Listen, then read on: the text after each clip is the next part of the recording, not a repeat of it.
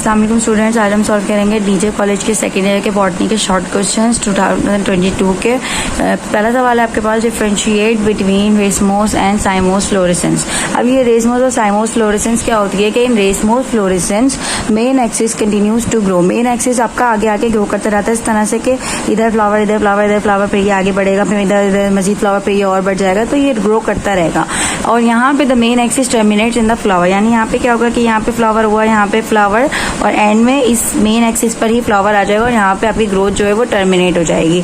Growth unlimited होती है because ऊपर फ्लावर नहीं प्रोड्यूस हो रहा, साइड्स में प्रोड्यूस होते जा रहा है। और यहाँ पे ग्रोथ लिमिटेड है कि जब भी टर्मिनेशन हो जाएगी मेन एक्सिस पे फ्लावर बन के, तो उसके आगे पे ग्रोथ नहीं हो पाएगी। फ्लावर्स एक्रोपेटल सक्सेशन में होते हैं, यहाँ पे बेसिपेटल सक्सेशन में होते हैं।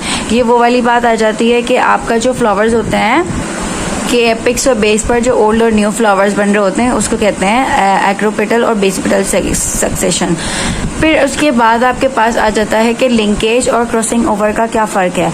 तो आपने याद रखना है कि वो टेंडेंसी ऑफ जीन्स जो क्रोमोसोम्स को आपस में जोड़े रखती है और एक साथ ट्रांसफर कराती है इनटू दी ऑफस्प्रिंग, उसे कहते हैं हम लिंकेज। जबकि क्रॉसिंग ओवर जो होती है उसमें होता है कि जो लिंकेज बनी हुई होती है मतलब क्रोमोसोम्स के दरमियान, वो टूटती है और फिर नए कॉम्बिनेशंस बनते हैं पेरेंटल जीन्स के, मेल और फीमेल गैमेट्स के जो नए कॉम्बिनेशन बनते हैं उसे हम कहते हैं क्रॉसिंग ओवर।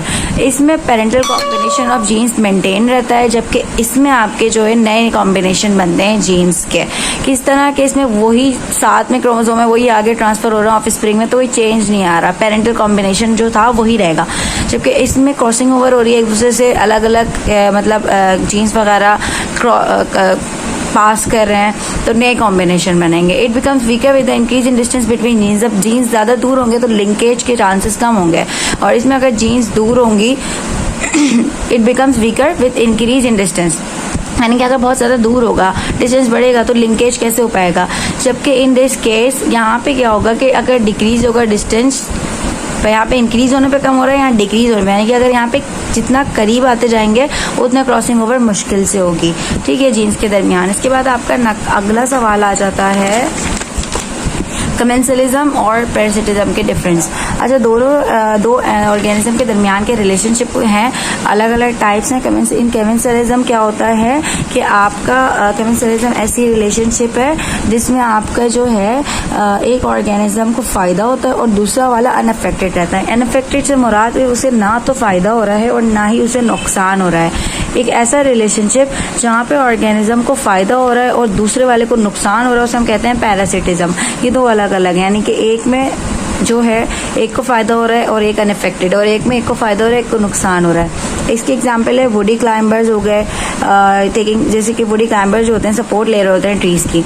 अब उससे उनको तो फ़ायदा हो रहा होता है वुडी क्लाइंबर्स को, बट ट्रीज़ को कोई नुकसान भी नहीं हो रहा था, फ़ायदा भी नहीं हो रहा था, वो अनअफेक्टेड होते हैं। जेकास फॉलो करते हैं लॉइन्स को इन देयर हंट, तो उसमें से उन्हें फ़ायदा होता है, खाना मिल जाता है, बट लॉइन को कोई नुकसान नहीं होता। अब पैरासिटम में कस्किटो प्लांट और होस्ट प्लांट जो वगैरह जो होते हैं उसमें होता है कि पैरासाइट को फ़ायदा हो रहा होता है और आपके होस्ट प्लांट को नुकसान होता है। अगला वाला टेस्ट क्रॉस है। टेस्ट क्रॉस में क्या होता है, क्रॉस फर्टिलाइजेशन होती है फेनोटाइपिकली डोमिनेंट इंडिविजुअल की, जिसके अंदर दोनों कैरेक्टर सेम हो विद होमोजाइगस रिसेसिव इंडिविजुअल, यानी कि दोनों इंडिविजुअल्स में सेम है बट एक के अंदर जो है डोमिनेंट है और एक के अंदर रिसेसिव। रिसेसिव के लिए होता है कि दोनों ट्रेड्स या जीन अलील्स का सेम होना जरूरी होता है, तभी वो कैरेक्टर शो होता है। जबकि डोमिनेंट में होता है कि अगर आपके एक अलील भी उस कैरेक्टर को शो कर रही है तो वो कैरेक्टर आपका मैनिफेस्ट हो जाएगा या सामने जाहिर हो जाएगा, ठीक है।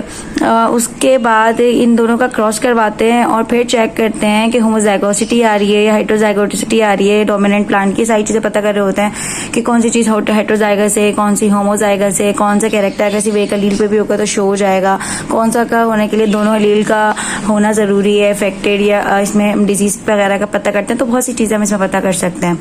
फिर जर्मिनेशन पता करनी है, टाइप्स उसकी डिफाइन करनी है। 3 टाइप्स होती हैं, आपको पता है, epigeal, hypogeal and viviparous. Epigeal germination में क्या होता है, आपकी वो जर्मिनेशन जिसके अंदर during which cotyledons are carried above the soil. इसमें होता है कि आपकी जो जर्मिनेशन के दौरान जो कॉटिलेडन्स होते हैं आपके, यानी जो कॉटिलेडन्स बेसिकली क्या होता है कि जो आपका सीड होता है उसके अंदर से जो लीफ पैरा लीफ निकलता है उसे हम कॉटिलेडन कह रहे होते हैं, तो वो जो है अबव द सॉइल होता है क्योंकि बहुत तेजी से ग्रोथ हो रही होती है एपोकोटाइल की। हाइपोजियल यानी नीचे, इससे याद रखें नीचे, हाइपो से याद रखें नीचे। हाइपोजियल जर्मिनेशन जर्मिनेशन जो होती है वो ऐसी जर्मिनेशन होती है इसमें कॉटिलेडन आपका मट्टी के नीचे ही रहता है। और विविपेरस जर्मिनेशन वो जर्मिनेशन होती है जिसमें आपका सीड जर्मिनेट करता है फ्रूट के अंदर, लेकिन वो पेरेंट प्लांट से अटैच रहता है जब तक पूरा डेवलप नहीं हो पाता, नरिशमेंट भी उसी से लेता है। यहाँ पे हमारा पार्ट 1 कंप्लीट जाता है, पार्ट 2 हम अगली वीडियो पर डिस्कस करेंगे। Thank you.